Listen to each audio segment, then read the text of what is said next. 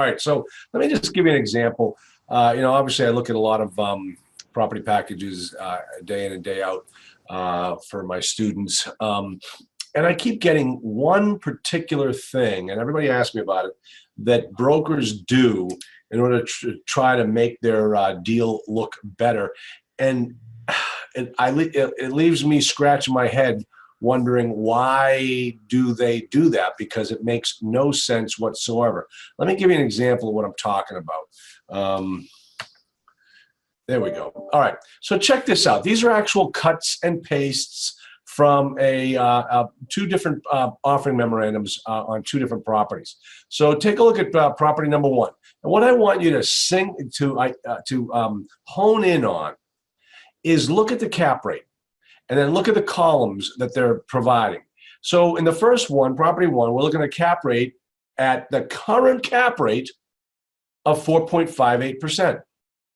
Oh, but don't worry. I mean, next year, automatically, through a waving of a wand, the cap rate will be 6.02% next year. Okay, that doesn't sound like a good thing for us. And then the same thing over on property two. You can see the guy saying, well, here's the current cap rate of 4.56, but the market cap rate is 5.96.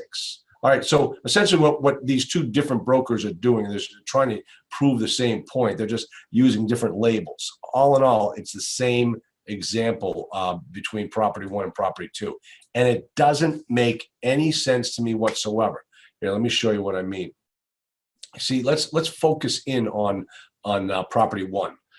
So what they're telling you is that the current cap rate is 4.58. They want to sell this property at a 4.58 cap rate. But then they show you that the cap rate will magically change next year to 6.02. And you ask yourself the question, well, how can that happen?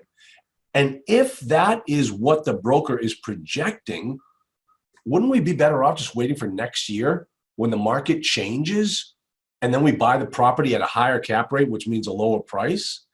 Why would the broker tell us that next year the cap rate is going to be higher, and therefore the property is less valuable?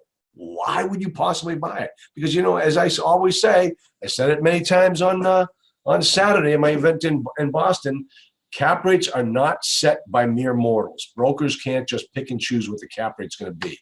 All right. So let's go back to the basics. And this is something I was using on Saturday. You just have to know the formulas. Multifamily is a logical process.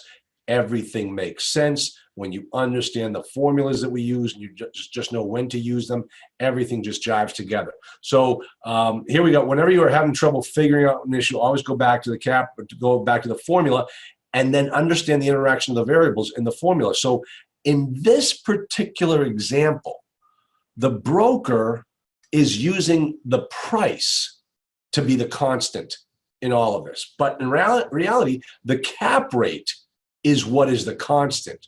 You can change the price, but you can't change the cap rate. You can improve the NOI or make the NOI worse, but you cannot change the cap rate. So the problem is that the broker is using the wrong constant in this equation. Let me show you what I mean. Let's go back to that property one analysis. In the first example, what's happening here is the cap rate, he says in year one at the point of sale, is 4.58%. End of year one, it's 6.02 magically. Well, what that means, and the broker then tells you that the net operating income is going to increase by about $66,000 for $62,000 because of your efforts. Because if you're such a great owner operator, by the time, in 1 year, you will turn this thing around and you will increase the NOI by $62,000.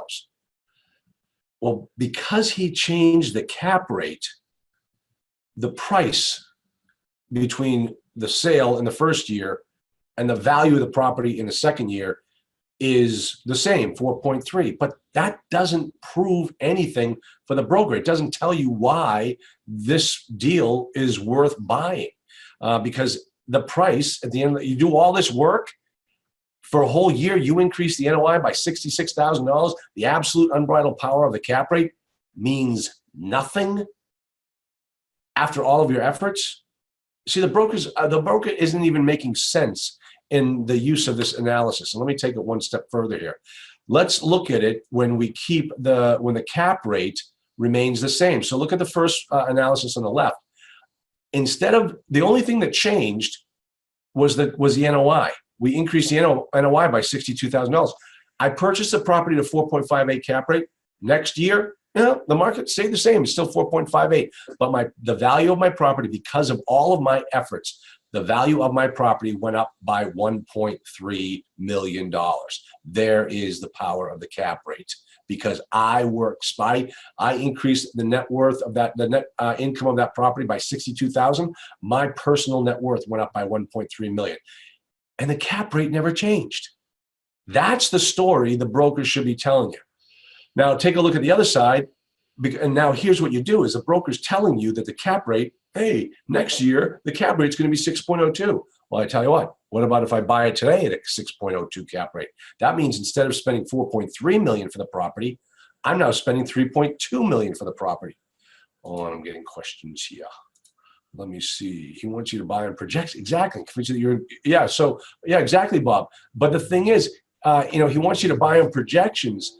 But what he's telling me is that the cap rate will change next year. He's killing himself. He's killing his own argument. They're saying that at the end of the year one, the NOI at the time after increased rent, your unlevered return will be 6 million. Smoke and mirror, but that's what they're trying to do. Exactly. Unlevered return. Well, of course, Michael, that's what it is. But yeah, Mr. Manhattan, of course, that's what they're doing. But it doesn't make any sense to their argument. If they're trying to prove a point, they're not proving their point. They're actually giving me another cap rate that I can use against them. And I probably should, because I should be paying $3.2 million for this property and not 4.3.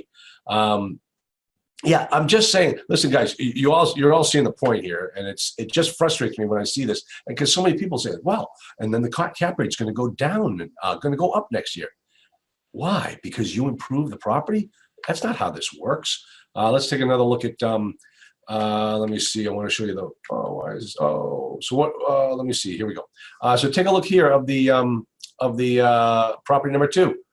Same situation. They're telling you that they are going to change the cap rate from 4.58 to 5.96. How can that happen? Wouldn't we just wait next year to buy the property? So let me keep moving here. All right, come on, baby. Why is this thing not moving? There we go. And we do the analysis, exact same analysis. As you can see, he doesn't even give us what the new NOI is going to be in this analysis. He just goes up and uses the exact same NOI. So the NOI in this case is what the constant. What is the constant? Yeah, no kidding. I mean, these brokers look at so here's the point. He's trying to sell the property at 3.42, but by his own admissions, the market should be 2.64, because you're not going to change this property in 1 year. So what's a broker trying to do? That's my question. What is the broker trying to make? What point is the broker trying to make? And some of the guys, I'm not exactly sure myself. It's just, I see this all the time. People ask me this question. I want people to understand, that don't buy everything the broker's trying to sell you. That is for darn sure.